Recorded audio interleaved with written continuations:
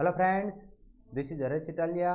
Welcome to Octet Life School, learning to love, loving to learn. चलो मित्रों, आज આપણે થોડું ગૌસના નિયમ વિશે આગળ ભણીએ. આજનો લેક્ચર છે ચેપ્ટરનો લાસ્ટ અને આપણો ટોપિક છે વિદ્યુત ભારિત ગોળા વડે ઉદ્ભવતું વિદ્યુત ક્ષેત્ર with the help of Gauss law. આપણે ઘણા સમયથી ગોસ લો તો ભણીએ છીએ. તો ચલો થોડુંક આગળ વધીએ. બહુ મસ્ત મજાનો ટોપિક છે, શેક સુધી જોડાયેલા રહ્યો. આપણો ટોપિક છે ગૌસના નિયમના ઉપયોગોમાં સમાન વિદ્યુત ભાર ઘનતાવાળા ગોળા વડે ઉદ્ભવતું વિદ્યુત ક્ષેત્ર. ગૌસને ક્યાં વાપરીએ છીએ આપણે? અલગ અલગ વિદ્યુત ભાર વિતરણ ધરાવતા તંત્ર વડે ઉદ્ભવતું વિદ્યુત ક્ષેત્ર મેળવવા માટે. તો અહીંયા પણ આપણે એક નવો જ ઉપયોગ જોઈએ. ચેપ્ટરના અંત તરફ છે અને લાસ્ટ ટોપિક. ખાસ અહીંયા ધ્યાન, પેન બુક તૈયાર. સૌથી પહેલા આપણને એમ કહેવામાં આવે કે આ એક ગોળો છે, યલો કલર દેખાય છે, એના પર કોઈ વિદ્યુત ભાર જમા કરી દીધો છે, અંદર ભરી દીધો છે. તો એના વડે ઉદ્ભવતું ક્ષેત્ર મેળવો. તો ક્યાં મેળવવું છે? ગોળાની બહાર મેળવવું છે કે ગોળાની અંદર? પહેલા તો સ્પષ્ટીકરણ હોવું જોઈએ. આપણને કંઈ કહેવામાં આવેલું ન હોય ત્યારે આપણે બે ભાગ પાડી દઈએ. સૌથી પહેલાં આપણે એવું નક્કી કરીએ કે ગોળાની અંદર કોઈક બિંદુ પાસે કેટલું છે. પછી બીજા સેશનમાં ભણીએ કે એની બહાર કેટલું છે અને આપણે ઉપયોગ કરીશું ગૌસના નિયમને. ફરજિયાત એ નિયમનો ઉપયોગ કરીને આપણે મેળવવાનો છે. હા, એના નિયમનો ઉપયોગ ન કરીએ તો પણ થાય, પણ થોડું લેન્ધી પડી જાય, થોડું કોમ્પ્લેક્સ થઈ જાય. જે આપણે જોઈએ છે, જેનો નિયમ, જે નિયમ વાપરવા જઈ રહ્યા છે, એની કોઈ ઉપયોગિતા રહે નહીં. ફરીવાર કહું છું, ગાઉસના નિયમનો ઉપયોગ કર્યા વગર પણ હમણાં જે ડેરિવેશન મેળવવાના છે એ મળી જાય. પણ આપણે તો ઇઝી બનાવવા માટે નિયમનો ઉપયોગ કરીશું. ઓકે, ચલો તૈયાર. ગોળાની અંદરના બિંદુ માટે સ્ટાર્ટિંગમાં મેળવીએ. અંદર ક્યાંક કેટલું હશે? એક વસ્તુ યાદ રાખજો હંમેશા, ગોળો હોય કે કવચ હોય. પ્રીવિયસ લેક્ચરની યાદ દેવરાઈ દઉં તો એમાં આપણે આવી કવચ લીધી છે, જે ખાલી પોલી, અંદર કંઈ ન હોય. એ કવચ લઈ લો કે ગોળો લઈ લો, એ ગોળી સમમિતિ છે અને એનાથી કોઈ પણ બિંદુ પાસે તમે મેળવો. ધારો કે અહીંયા મેળવું છું તો અહીંયા ત્રિજ્યાવર્તી દિશામાં કાં તો બહાર કાં તો અંદર. આ યાદ રાખજો, સમમિતિના લીધે. હવે આ ધારો કે ગોળો છે તો અંદરનું બિંદુ આ સેન્ટર છે. ધારો કે હું અહીંયા લઉં તો અહીંયા પણ કાં તો બહાર તરફ હશે કાં તો અંદર તરફ હશે, ત્રિજ્યાવર્તી દિશામાં, સમમિતિના લીધે. ડાયરેક્શન આપણને પહેલેથી જ ખબર છે કે આના પર ધન વિદ્યુત ભાર હશે તો બહાર, ઋણ હોય તો અંદર. એટલે કોઈ આગળ જતા કન્ફ્યુઝન રહે નહીં. ઓકે, ચલો તો મેળવવા જઈ રહ્યા છીએ અંદર. એના માટે ગાઉસિયન પૃષ્ઠ પસંદ કરીએ. અહીંયા જુઓ,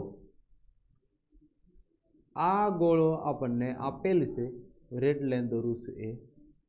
આ ગોળો આપણને આપેલો છે, જેમાં પ્લસ પ્લસ દેખાય છે, વિદ્યુત ભાર ભરી દીધેલો છે. અને આપણે જે લેવાનું છે એ છે એની અંદરનું આ ડોટેડ લાઈન વાળું. હું હાઇલાઇટ કરી દઉં છું ફરી વાર. આ ડોટેડ લાઈન દેખાય છે એ આપણું છે. જોઈ લખ્યું ગાઉસિયન પૃષ્ઠ. ક્યાં? અંદર. આને થોડીક વાર ધ્યાનમાં ન લે ત્યાં બહારનું. એ બહારનું છે પછી ભણીએ. પહેલાં ધ્યાનમાં લ્યો આ અંદરનું, જે બ્લુ કલરથી અહીંયા દેખાય છે. આ આપણું છે ગોળાની અંદરનું ગાઉસિયન પૃષ્ઠ. કેવું છે? કવચ જેવું. કવચ જેવું. તમારે બહુ વ્યવસ્થિત સમજવું હોય તો એમ સમજો તરબૂચ છે, એની અંદર તમે એક એના કરતાં નાની ત્રિજ્યાનો બલૂન મૂકી દીધો. બલૂન, ફુગ્ગો, કવચ. સમજાય છે? બલૂનની અંદર તમે આ વિદ્યુત ભાર કંઈક ભેગો કર્યો હશે એવું કહી શકાય. કંઈક બલૂનની અંદર જે કવચ છે એની અંદર થોડોક વિદ્યુત ભાર આવ્યો હશે, થોડોક આવ્યો હશે, બધો. આની અંદર હતો કેટલો? તો કે આપણને એમ કીધું છે સમાન વિદ્યુત ભાર ઘનતા. માની લઈએ આની ઘનતા, આની ઉપર જે વિદ્યુત ભાર જમા કર્યો છે એની ઘનતા રો છે. રો વિદ્યુત ભારની કદ ઘનતા રો. કદમાં કેટલોક વિદ્યુત ભાર છે કોના વડે ખબર પડે મિત્રો? રો વડે. વિદ્યુત ભારની કદ ઘનતા આ આપણે મેળવ્યું હતું કે કદ ઘનતા કઈ રીતે મળે? એની અંદર કેટલો વિદ્યુત ભાર છે માની લઈએ ક્યુ, અને એનું કદ કેટલું છે માની લો v. આનું કદ ગોળો છે, ગોળાનું કદ તો આપણને ખબર હોય કેટલું હોય ગોળાનું કદ 4/3 પાઈ. આની ત્રિજ્યા જે ગોળો ધ્યાનમાં લીધો છે એ હું 12 લખી દઉં છું, એની ત્રિજ્યા છે કેપિટલ R. એનાથી થોડું અંડરલાઈન આવી ગયું એટલે R, capital R. 4/3 pi R cube. આ શું છે? જે આપણે ગોળો આપણને આપ્યો છે એનું કદ 4/3 pi R cube. R capital R એની ત્રિજ્યા. અને ક્યુ શું? તો કે એ એની અંદર રહેલો કુલ વિદ્યુતભાર ક્યુ કેટલો છે? આના પરથી ક્યુ જોઈતું હોય તો Q is equal to 4/3 pi R cube rho. આમ પણ કહી શકાય. કુલ વિદ્યુતભાર આની અંદર આટલો છે, ઘનતા આપેલી છે, કુલ વિદ્યુતભાર મેળવો હોય તો મળી જાય અહીંયાથી. ક્લિયર છે? મતલબ એકમ કદમાં આટલો તો આટલા કદમાં કેટલો, એવું જ છે. That's it. ઓકે. તો ગાઉસનો નિયમ કહે છે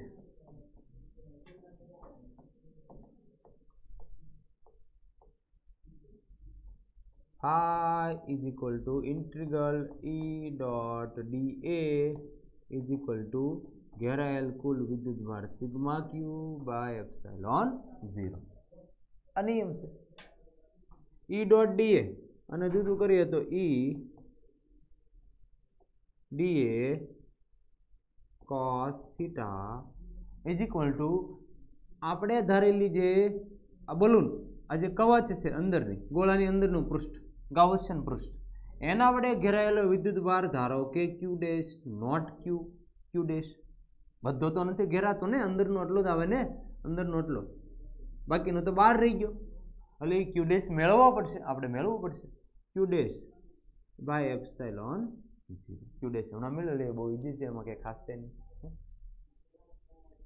ક્ષેત્ર અને ડીએ ક્ષેત્રફળ સદિશ કોનો? આનો, એની વચ્ચેનો ખૂણો. મેં હમણાં જ વાત કરી દીધી કે કોઈ પણ બિંદુ લઈ લો તમે, ધારો કે પી ડેશ બિંદુ લઈ લો જ્યાં તમારે ક્ષેત્ર મેળવવું છે. અહીંયા દોર્યું પી. અચ્છા, બીજા કલરથી લખતો દેખાય તમને, રેડ કલર. આ બિંદુ પી, અહીં તમારે પી ડેશ કહી દો, ચલો અંદરની ત્રિજ્યા, અને આર ડેશ કહી દો. ચલો આ નાનાની ત્રિજ્યા 12 લખી દઉં છું, અંદર બહુ દેખાય નહીં તો આર ડેશ. આજે આપેલ છે એની ત્રિજ્યા કેપિટલ આર. જે બિંદુ પાસે મેળવી રહ્યા છે એ પી ડેશ, ત્યાંથી આપણે ગાઉસિયન પૃષ્ઠ બનાવ્યું છે, એના વડે ઘેરાયેલો વિદ્યુતભાર ધારો કે ક્યુ ડેશ છે. તો ક્યુ ડેશ કઈ રીતે મળે? કોઈ પણ વિદ્યુતભાર કઈ રીતે મળે? એનાથી ઘેરાયેલું કદ ઇન્ટુ ઘનતા. તો આપણને ક્યુ ડેશ કઈ રીતે મળશે? ક્યુ ડેશ કઈ રીતે મળશે? આનું કદ કેટલું છે? 4/3 pi R dash cube. R dash આપણે ગાઉસિયન પૃષ્ઠની ત્રિજ્યા માની છે, અને ઘનતા તો નિયમિત સમાન વિદ્યુતભાર ઘનતા છે, તો રો એમનો ડેશ. ક્યુ ડેશ આપણને મળી ગયું, બહુ ઈઝી છે. ક્યુ ડેશ અહીંયા મૂકી દઈશું. અને બીજું, આ પી બિંદુ પાસે કોઈ પણ બિંદુ પાસે મેળવ્યો તો મેં કીધું ત્રિજ્યાવર્તી કાં તો બહાર હશે કાં તો અંદર. કોણ? ક્ષેત્ર. અને આ જે કવચ અહીંયા જે ધારી છે બલૂન 3Dમાં છે, 3Dમાં, તો એને રજૂ કરતો સદિશ પૃષ્ઠની બહાર, એટલે ડીએ પણ આ બાજુ. એટલે રમેશ કોઈ પણ બિંદુ લઈ લો પી ડેશ જેવું ગાઉસિયન પૃષ્ઠ પરનું, દરેક માટે ડીએ અને ઈ વચ્ચેનો એંગલ 0 થશે. એટલે એ મૂકી દે. અને બધે જ અહીંયા બધું અંતર તો સમાન જ છે ગાઉસિયન પૃષ્ઠ પરનું, તો બધે ઈ પણ સમાન હશે. એટલે ઈને આપણે બહાર લઈ લઈએ. ઇન્ટિગ્રલ ડીએ અને કોસ થીટા 0 હોવાથી cos 0 1 થઈ જાય. cos થીટાની જગ્યાએ 0, cos 0 1 is equal to q dash. એક કામ કે ક્યુ ડેશની કિંમત ચલો મૂકીએ પછી, ક્યુ ડેશ બાય એપ્સાઇલોન 0. તો આગળ વધીએ. E integral DA Q dash by epsilon 0 કિંમત મૂકીએ. ઈ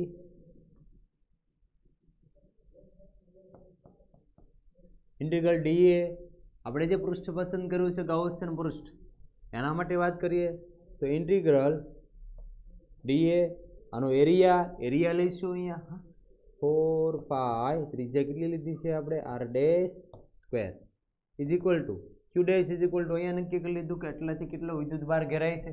ક્યુ dash is equal to 4/3 pi R dash cube અને રો રો એક કામ કરીએ, એક સ્ટેપ થોડું ઘટાડીએ.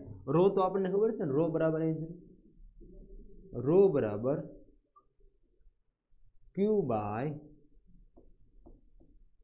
4/3 પાય આર ક્યુબ. એપ્સિલોન 0 હતો as it is. Clear clear. જોઈએ હવે આપણે જોઈએ છે ઇલેક્ટ્રિક ફિલ્ડ ઈ, બાકીનું કેન્સલ થતું એ કરી દઈએ. 4/3 પાય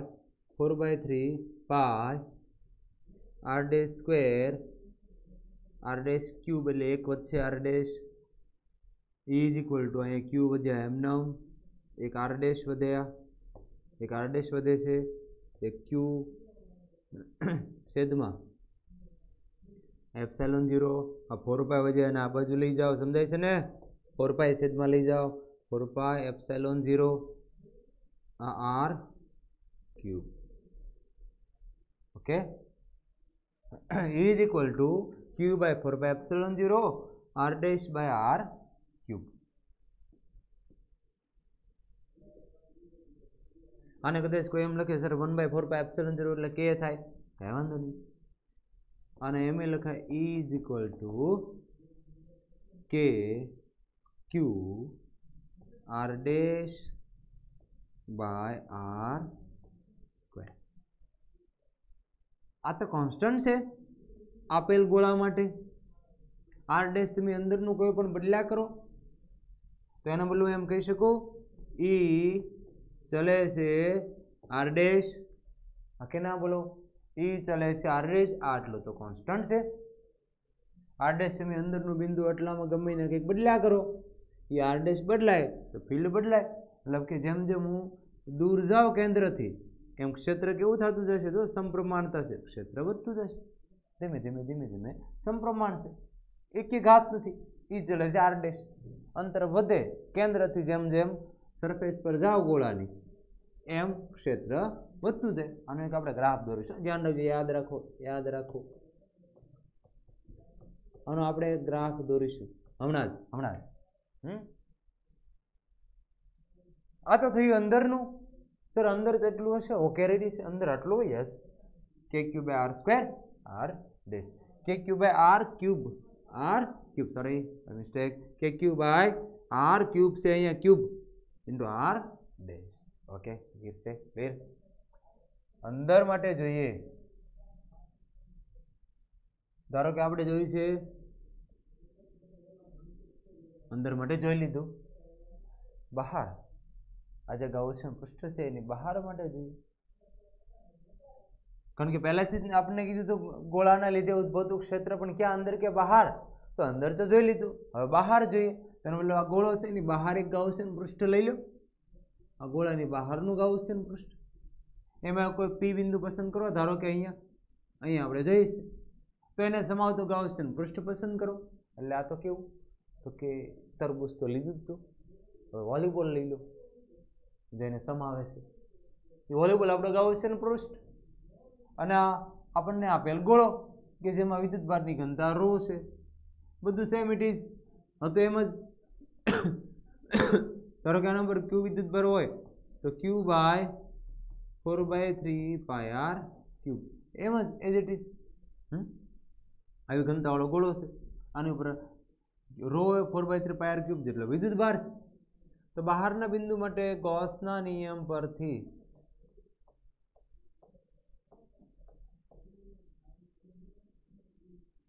phi is equal to integral E dot dA is equal to sigma q by epsilon 0. Integral E dA cos theta is equal to, માની લઈએ આના વડે ઘેરાયેલો વિદ્યુતભાર q ડેશ છે પહેલાની જેમ જ.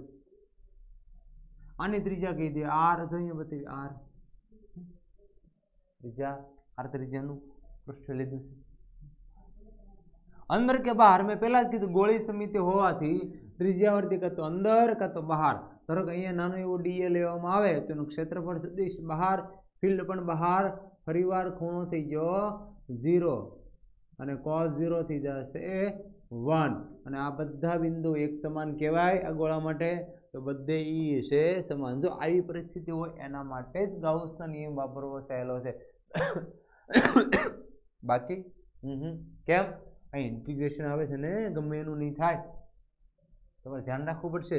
જ્યાં ઈ કોન્સ્ટન્ટ આવતું હોય એવી જ એપ્લિકેશન લઈશું જેથી કરીને ઇઝી પડે. ઈ ઇન્ટિગ્રલની બહાર આવતો રહે, બાકી સંકલન ડીએ cos 0 બનશે. ક્યુ ડેશ આનાથી કેટલો વિદ્યુતભાર ઘેરાય? ક્યુ ડેશ બધે બધો તો ઘેરાય છે, જેટલો છે એટલો બધો. Q dash is equal to Q is equal to Q is equal to 4/3 pi R cube rho. Simple. અમે લખીએ ક્યુ ડેશ બરાબર Q epsilon 0 E as it is integral DA. એટલે આ જે ગાઉસિયન પૃષ્ઠ છે એનો એરિયા કેટલો એરિયા થાય? 4 પાઈ આપણે ત્રિજ્યા r square equal to q by epsilon 0. આમ લખું ઈ ઇઝ ઇક્વલ ટુ જે આપણે જોઈએ છે બહાર, તો શું થશે? 1/4 પાઈ છેદમાં જવા દો એપ્સિલોન 0 અહીંયા એઝ ઇટ ઇઝ આ Q as it is by R square. આવું મેં કેમ લખ્યું? થોડુંક સારું લાગે. 4 પાઈ છેદમાં જાઓ 4 pi epsilon 0 q as it is r square છેદમાં આમ થઈ ગયું, આમ થઈ ગયું 1/4 પાઈ એપ્સિલોન 0 કે ક્યુ બાય આર સ્ક્વેર. આ તો સર જાણીતું છે કે ક્યુ બાય આર સ્ક્વેર. કઈ રીતનું જાણીતું છે? ધારો કે અહીંયા કોઈ વિદ્યુતભાર હોય, ધારો કે ક્યુ બિંદુવત અહીં કેન્દ્રિત થયેલો, તો એનાથી આર અંતરે વિદ્યુત ક્ષેત્ર કેટલું હોય? ઈ ઇઝ ઇક્વલ ટુ કે ક્યુ બાય આર સ્ક્વેર. અચ્છા, આ એવું જ મળ્યું હતું. એનો મતલબ એમ કે જાણે કે ગોળા પરનો સમગ્ર વિદ્યુતભાર એ કેન્દ્ર પાસે કેન્દ્રિત થયો હોય એવી રીતે વર્તે છે. બરાબર, એમ જ છે. બે ઇક્વેશન તો સમાન જ છે. ક્યુ થી આર અંતરે કે ક્યુ બાય આર સ્ક્વેર, કે ક્યુ બાય આર સ્ક્વેર. થાય છે ક્લિયર? આ એક સૂત્ર. અથવા તો ગણે એવું કે બીજું ઇક્વેશન કે નવીન નથી કહેતો હું, E 4 pi R square is equal to Q. ક્યુની કિંમત આ લખી દો, ક્યુની કિંમત આ લખી દો 4/3 પાઈ આર ક્યુબ રો એના છેદમાં એપ્સિલોન 0. આ તો હતા જ. આના પરથી 4 પાઈ કેન્સલ. ઇઝ ઇક્વલ ટુ અહીં વધ્યા રો આર ક્યુબ આ 3 એપ્સિલોન 0 આર સ્ક્વેર અહીંયા આવી જાય. અહીંયાથી જુઓ અથવા તો અહીંયાથી જુઓ તમને ખબર પડશે ઈ ચલે છે 1/r સ્ક્વેર. બસ આ અગત્યનું છે, યાદ રાખો.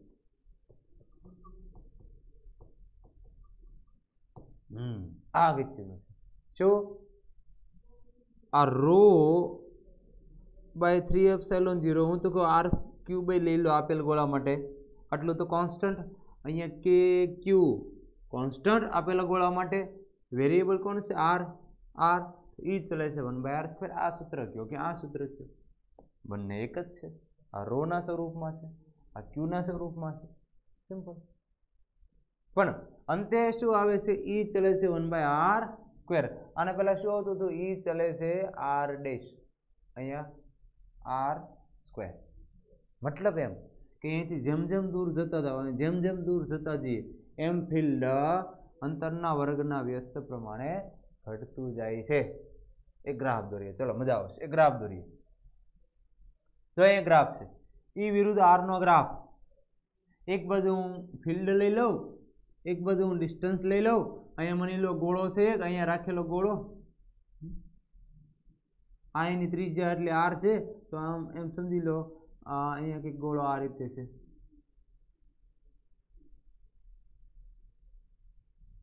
આ આપણો ગોળો હતો ને એ જ. ધારો કે અહીંયા મેં મૂકી દીધો, એની અંદર ધન વિદ્યુત ભાર બધે નાખી દીધો છે. જેમ જેમ દૂર જઈએ આ ગોળાના કેન્દ્રથી અંતર, આ કેન્દ્ર એ જ ઉગમ બિંદુ લઈ લીધું. તેથી જેમ જેમ દૂર જઈએ એમ ફિલ્ડ કેવું થતું જાય છે, વધતું જાય વધતું જાય વધતું જાય વધતું જાય વધતું જાય વધતું જાય. જેવું અહીંયા એકદમ ગોળાની સપાટી પર આવી જાઓ ત્યારે કેવું થઈ જાય છે, વધતું વધતું મેક્સિમમ. પછી ગોળાની બહાર આવી ગયા, બહાર તો 1/r² વ્યસ્ત પ્રમાણમાં ઘટે છે, એ ચલે છે 1/r². પછી કેવું થતું જાય છે, ઘટતું જાય છે. અને ઘટતું ઘટતું અનંત અંતરે કેવું થાય છે, ઇન્ફાઇનાઇટ કેવું થઈ જાય, E is equal to 0. At infinite E is equal to 0. Surface પર મેક્સિમમ ઇન્ફાઇનાઇટ 0. સેન્ટર પાસે પણ 0, સેન્ટર પાસે પણ 0. અહીંથી ઘટતા ઘટતા ઘટતા ઘટતા ઘટતા અહીં કેટલું થઈ ગયું, 0. અહીંયા પણ 0.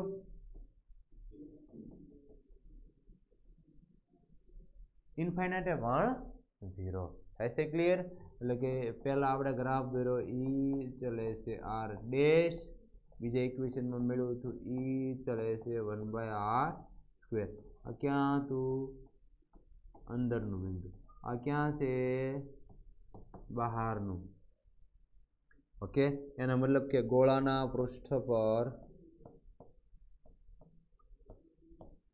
મહત્તમ મળે, ઈ મેક્સિમમ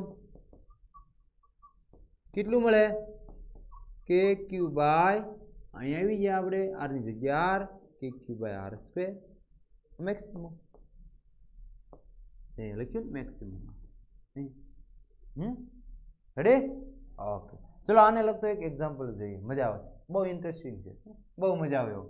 તમારે NCERT નો છે, એક એક્ઝામ્પલ છે, બહુ મસ્ત એક્ઝામ્પલ છે, લાસ્ટ એક્ઝામ્પલ ચેપ્ટરનું. અને અહીંયા આપણે ચેપ્ટર પણ કરીએ છીએ સમાપ્ત, પણ એની પહેલા આ ભણી લઈએ. તો લઈએ. ઓકે, ઉદાહરણ નંબર એ તો 1 છે પણ તમારું ત્યાં લાસ્ટ હશે. હા,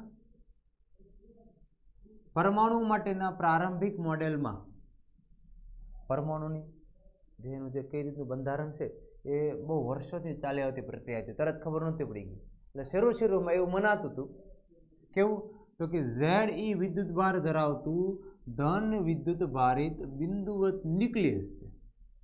પહેલા એ ખબર તો પડી ગઈ હતી કે એક ન્યુક્લિયસ છે, નાનો એવો ભાગ, બહુ નાનો એવો, મતલબ કે અવડું મોટું પરમાણુ હોય તો એવડો એવો ન્યુક્લિયસ, આના કરતા નાનો, એ બહુ પહેલા ખબર પડી ગઈ હતી. આ યાદ રાખજો, કામનું છે એટલે મેં લખ્યું. ઋણ વિદ્યુત ભાર વડે ઘેરાયેલું છે, અને આ ઋણ વિદ્યુત ભાર ક્યાં ભાગી જાય છે, અને આ ઋણ વિદ્યુત ભાર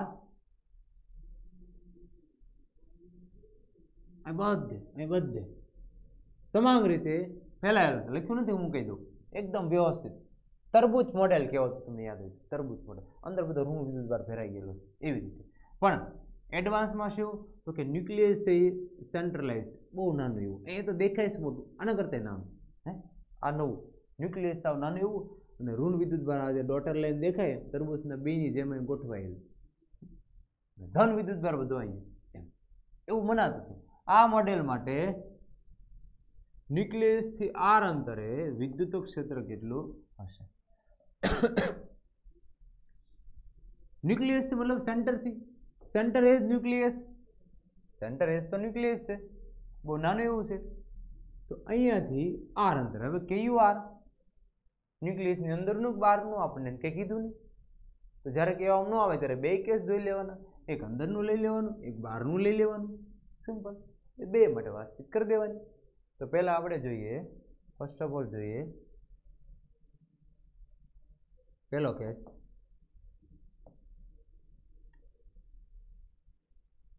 પહેલા કેસમાં જોઈએ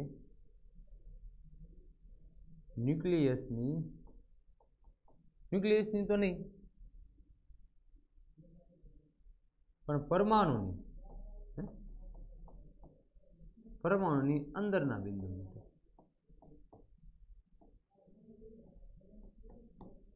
મતલબ કે આટલો પરમાણુની સાઈઝ છે એટલી, તો એનાથી અંદર કંઈક માની લો અહીંયા, હા દેખાય, હું બ્લુ લાઈન કરું છું.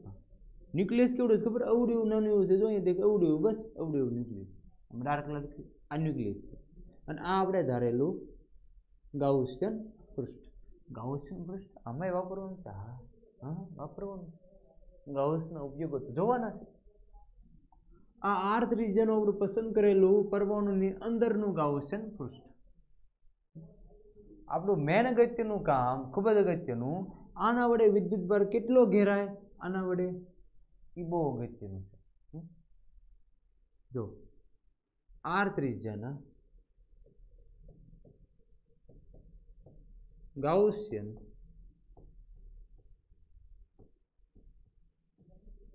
પૃષ્ઠ વડે ઘેરાયેલ વિદ્યુતભાર ક્યુ ડેશ ધારી લે. ક્યુ ડેશ છે કુલ વિદ્યુતભાર છે કેટલો, આનો આખાનો કુલ વિદ્યુતભાર છે કેટલો, 0. પરમાણુ તટસ્થ છે ને, પરમાણુ તટસ્થ છે. ધારો કે કોઈ નંબરનો એટમ છે, Z ઇઝ ઇક્વલ ટુ કંઈક હશે 2, 3, 5, 10 વગેરે જે હોય. ધારો કે હાઇડ્રોજનનો છે, હિલિયમનો, જેનો હોય, ઝેડની કિંમત પ્રમાણે હોય તો એટલા અંદર પ્રોટોન હોય ને 12 એટલે ઇલેક્ટ્રોન હોય. એ તો આપણને ખબર છે, પરમાણુ તટસ્થ છે, જેટલા પ્રોટોન એટલે ઇલેક્ટ્રોન. તો ધન વિદ્યુતભાર કેટલો હશે, ધન વિદ્યુતભાર ન્યુક્લિયસની અંદર +Ze જેટલો, અને ઋણ વિદ્યુતભાર કેટલો હશે, -Ze જેટલો, એટલો જ હોય. કુલ સરવાળો કરીએ તો જવાબ તો 0 જ થઈ જવો જોઈએ. Ready, clear? એટલે કુલ કયું તો 0 છે, પણ આની અંદર ઘેરાયેલો વિદ્યુતભાર 0 નથી હો. હા, કેમ? બધો ધન આવી ગયો પણ ઋણ ન થયો. બીજું, હું એમ કહી શકું કે આ ઋણ વિદ્યુતભારિત ગોળો છે. ધન તો બહુ નાના એવામાં છે, મોટા ભાગનો તો ઋણ જ છે ને. મોટા ભાગનો મતલબ 99.99% ઋણ છે, કદ રોકેલું ઋણે. ધને તો બહુ થોડું કેવું રોક્યું. તો હું એમ કહું કે આ બધા કદમાં ઋણ છે. હે, તો વિદ્યુતભારની પૃષ્ઠ ઘનતા હું અહીંયા લખું છું થોડુંક. આ ધારો કે અહીં વિદ્યુતભારની કદમાં આવેલો છે બધો, તો વિદ્યુતભારની કદ ઘનતા ρ ઇઝ ઇક્વલ ટુ વિદ્યુતભાર, અને આખાની વાત કરું છું, વિદ્યુતભાર કેટલો, હું ઋણની વાત કરું છું, તો Ze પ્લસ કહેવાય ને, Ze જેટલો આવ્યો ને. ધન ભૂલી જાઓ ઘડી, ચલો ઋણ લખો, બસ ઋણ, બસ Ze. સિદ્ધમાંનું કદ આર ત્રિજ્યાનું ધારો કે પરમાણુ માની લો, તો આનું કદ થઈ જાય 4/3πr3. આટલી ઘનતા આપણને આપી છે, માની લો આર ત્રિજ્યા આપી છે, આ પરમાણુ ક્રમાંક Z આપ્યો છે, તો Ze જેટલો ઋણ વિદ્યુતભાર આમાં છે આ કદમાં, તો એની કદ ઘનતા Ze/4/3πr3. માઇનસ એટલા માટે લખ્યું, માઇનસ ઇલેક્ટ્રોનનો વિદ્યુતભાર છે એટલે. થાય છે ક્લિયર? કોઈ કન્ફ્યુઝન નથી ને? ઓકે, કમેન્ટ કરજો કે હોય તો. આટલો વિદ્યુતભાર કેટલો હશે? આખાનો વિદ્યુતભાર, આખાનો ધન સાથે ગણીએ તો 0. બાકી હું એમ કહું કે થોડીક વાર ઘડીક ધનને ભૂલી જાઓ, આ બધો ઋણમાં જ આવેલો છે, બધો ઋણમાં જ આવેલો છે. આ ધનને ભૂલી જાઓ તો અંદર અહીં બધે ઋણ છે, અહીં બધે ઋણમાં દોરું છે, એ ઋણ કેટલો હશે? તો આપણે એક ત્રિરાશિ મૂકી શકીએ. અથવા તો મારે ક્યુ ડેશ જોઈતો હોય તો ક્યુ ડેશ બરાબર કેટલો હશે? કોઈ પણ વિદ્યુતભાર હોય કેટલો, એ કેટલું કદ છે, કેટલું આપણું આ કદ કેટલું છે, એટલું 4/3πr3 r3 છે ઇન્ટુ એની ઘનતા કેટલી છે, ρ, એટલું. એટલો વિદ્યુતભાર તો છે અંદર. વિદ્યુતભાર બરાબર કદ ગુણ્યા કદ ઘનતા વિદ્યુતભાર. તો ને અહીંથી વિદ્યુતભાર બરાબર કદ ગુણ્યા કદ ઘનતા. કોઈ પણ જગ્યાએ વિદ્યુતભાર જોતો હોય તો અહીંયા કદ ઘનતા કેટલી છે, અને અહીંયા કદ કેટલું છે, એકમ કદમાં એટલું, તો એટલામાં કેટલું? 4/3πr3. રોની કિંમત અહીંયા જોડે શું? -Ze by 4/3πr3.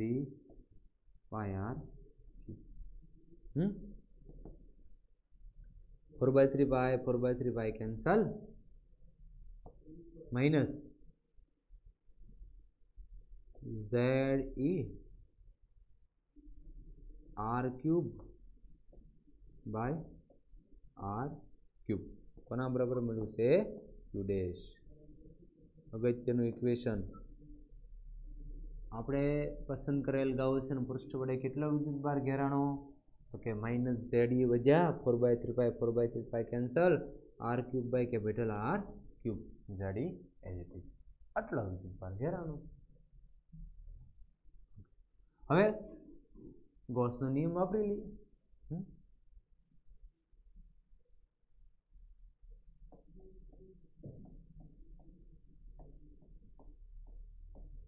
ગાઉસનો નિયમ વાપરતા phi is equal to E dot dA is equal to घेराયેલ વિદ્યુતભાર divided by epsilon 0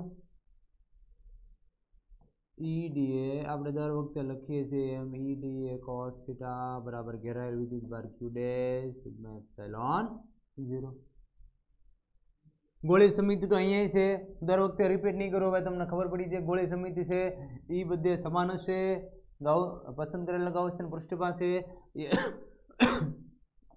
ઈ ને બહાર લઈ લઈએ ઇન્ટિગ્રલ ડીએ અને બધી જગ્યાએ cos 0 1 થશે અહીંયા એમ જ છે is equal to Q dash by epsilon 0 એ મેળવવાનું છે અને હમણાં કરતા બનાવીશું ઇન્ટિગ્રલ ડીએ જે આપણે ગાઉસિયન પૃષ્ઠ પસંદ કર્યું છે r ત્રિજ્યાનું તો એનું ક્ષેત્રફળ અહીંયા કદ નહીં લખીએ ક્ષેત્રફળ 4/r² Q dash હમણાં આપણે લખ્યું એ જો Q dash minus ZE r³ by r³ minus ZE r³ by r³ Q dash ની કિંમત લખી minus ZE અને 1/epsilon 0 એ જ છે આટલો વિદ્યુતભાર Q dash હતો થોડો હું વિદ્યુતભાર ઉમેરીશ ઘેરાયેલ વિદ્યુતભાર આ તો ઋણ મળ્યો ઋણ માટેની વાત કરી ઉપરાંત આ ધન વિદ્યુતભાર છે તો ખરા ને એ ગોળા વડે ધન વિદ્યુતભાર તો ઘેરાય તો છે જ ને આ પૃષ્ઠ વડે ધન વિદ્યુતભાર ઘેરાય તો છે જ ને મેં Q dash તો મેળવી લીધો પણ બીજો ધન વિદ્યુતભાર તો છે જ ને હજી તો એડ થયેલો છે ને એના વડે ઘેરાય જ તો હું ઘેરાયેલ વિદ્યુતભાર sigma Q is equal two આ Q dash જે ઋણથી લીધે મને મળ્યો કેટલો મળ્યો minus ZE r³ by r³ આ તો મળ્યો પ્લસ ધન તો હતો જ ને તો મિસ્ટેક ન કરતા મેં પહેલા શું કીધું હજી એકવાર કહી દઉં ક્લિયર રાખજો એકદમ ક્લિયર કન્ફ્યુઝન થાય છે આમાં થોડીક વાર ધનને ભૂલી ગયો બધો ઋણ આમાં તો છે તો ઋણ વિદ્યુતભારની કદ ગંધા એટલી કે નહીં ધન બહુ નાનામાં છે એટલે આખું કદ ઋણે રોક્યું તો ઋણની ઘનતા એટલી આપણે કરેલ ગાઉસિયન પૃષ્ઠ દ્વારા કેટલો ઋણ વિદ્યુતભાર ઘેરાય છે આ Q dash છે ને એ ખરેખર તો કહી દઉં ને કેટલો વિદ્યુતભાર ઋણ કેટલો ઘેરાય છે આટલો 4/3 એની ઘનતા આ ઋણની ઘનતા છે આ કોની ઘનતા છે ઋણ વિદ્યુતભાર એટલું ખરેખર તો એ ગાઉસિયન પૃષ્ઠ વડે ધનિક તો પાછું ઘેરાય તો છે જ ને તો કુલ વિદ્યુતભાર કેટલો થયો ZE આનો ન્યુક્લિયસનો ZE અને આ ઋણનો આટલો એટલે ખરેખર તો આ આપણે ધ્યાનમાં લેવો પડે ધનને પણ ઇન્ક્લુડ કરવો પડે યસ હવે ક્લિયર છે જો અહીંયા તો એટલે ઉમેરી દઉં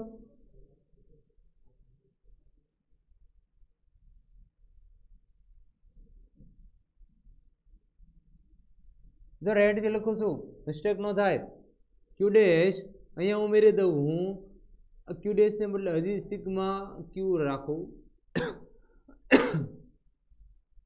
અહીંયા પણ સિગ્મા Q રાખું એનું ચાલુ આવવા દો અને સિગ્મા Q બરાબર ZE આટલો ધન ઉમેર તો હોવાનો ઉમેરી દીધો અને આ બીજો હતો એની અને એપ્સિલોન 0 ને અંદર લઈ લઉં આના માટે હતું ને અને બાકીનું થોડું ઇરેઝ કરી દો આ બહારથી લો આપી લો sigma Q okay okay okay okay તરત કમેન્ટ આવી જશે હો સર તમે એપ્સિલોન 0 ને અંદર શું કામ લીધું અંદર નો આવે, કમેન્ટ આવી ગઈ છે હે સિગ્મા ક્યુ આ epsilon 0 okay is equal two, હવે એક કામ કરીએ 4 પાઈ ને આ બાજુ આવવા દઈએ, 4 પાઈ એપ્સિલોન 0 તો હતા જ, સાઈડમાં લઈ લઈએ, આ 4 પાઈ આ એપ્સિલોન 0 સાઈડમાં આવી ગયા, બાકી અહીંયા શું હતું ZE minus ZE R square ના છેદમાં R ક્યુબ ના છેદમાં કેપિટલ R ક્યુબ, અને આને લઈ લઈએ 12 1/R સ્ક્વેર. હવે E is equal two 1/4 pi epsilon 0 as it is, આ તમને ખબર જ છે કે એટલે મેં સાઈડમાં રાખ્યું, આને આની અંદર લઈ જાય, આ કૌંસની અંદર ZE અને એ ગુણ્યા એટલે R સ્ક્વેર માઇનસ ZE અંદર R સ્ક્વેર આવે, R ક્યુબ છે તો ક્યુબ છે, ક્યુબ ક્યુબ તો અહીંયાથી જશે માત્ર R અને અહીંયા આવી જશે R ક્યુબ. આટલો ફિલ્ડ મળશે મિત્રો, ક્યાં પરમાણુની અંદર. ક્લિયર? અને હવે એક બીજો ટોપિક જોઈ લઈએ, તરત જ બીજું સેશન કે પરમાણુની બહાર, એટલે કે હવે હું ત્રિજ્યા પસંદ કરું છું R ગ્રેટર દેન R. અહીંયા કેવું હતું આ બધા કેસમાં કેવું હતું R લેસ દેન R, મતલબ કે કયું બિંદુ આ હતું અંદરનું, કોના માટે છે અંદરના બિંદુ માટે,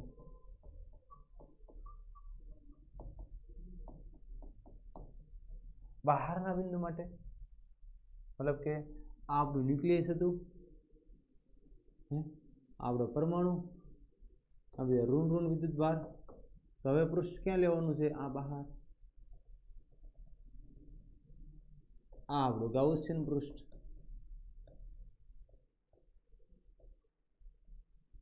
શું આ ગાઉસિયન પૃષ્ઠ વડે કોઈ વિદ્યુત ભાર ઘેરાય છે? માની લે ક્યુ વિદ્યુત ભાર ઘેરાય છે, સિગ્મા ક્યુ. તો એક તો કયો ન્યુક્લિયસનો ZE, બીજો કયો ઇલેક્ટ્રોનનો માઇનસ ZE, 0 થઈ ગયું. મતલબ આપણે પસંદ કરેલા ગાઉસિયન પૃષ્ઠ વડે કોઈ વિદ્યુત ભાર નથી ઘેરાતો. કયા બધાને સૂત્રમાં કિંમત મૂકીએ, E dot dA is equal to sigma q by epsilon 0. આ 0 0 એનો મતલબ કે E ઇઝ ઇક્વલ ટુ પણ 0. dA તો 0 નથી, આપણો એરિયા તો શું થઈ ગયું E 0. મતલબ કે બહાર તમે કોઈ બિંદુ પસંદ કરો,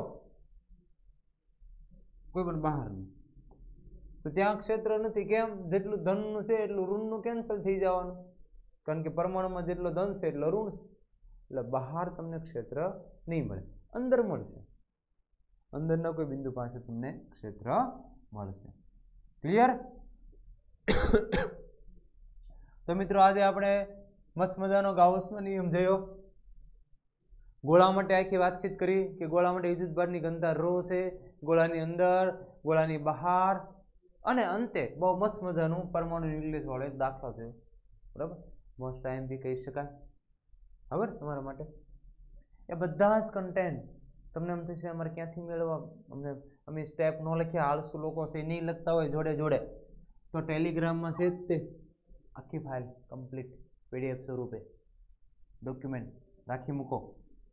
બાકી તો તમે યુટ્યુબ પર તો જોઈ રહ્યા છો, લાઈક કરો, શેર કરો. ફેસબુક પર પેજ છે આપણું ઓક્ટેટ લાઈવ સ્કૂલ, અને ઇન્સ્ટાગ્રામ પર પણ ફોલો કરો જરૂર ને જરૂર, જેથી કરીને તમે પણ બીજા લોકોને મદદરૂપ થઈ શકો. ઓકે, તો મિત્રો અહીંયા સુધી રાખીએ છીએ અને ચેપ્ટરને કરીએ છીએ અહીંયા સમાપ્ત. Chapter 1 electric field, electric charge અહીંયા થાય છે પૂર્ણ. અને હવે આપણે સ્ટાર્ટ કરીશું વિદ્યુત સ્થિતિમાન. 2 ભાગમાં ભણીશું. સૌથી પહેલાં સ્ટાર્ટિંગમાં વિદ્યુત સ્થિતિમાન પણ લઈશું અને પછી ભણીશું કેપેસિટન્સ. એટલે ચેપ્ટરના 2 પાર્ટમાં વ્યવસ્થિત ભણીશું આરામથી. ઓકે, તો મિત્રો thank you once again. Octet Live School thank you બોલે છે આપને. Thank you.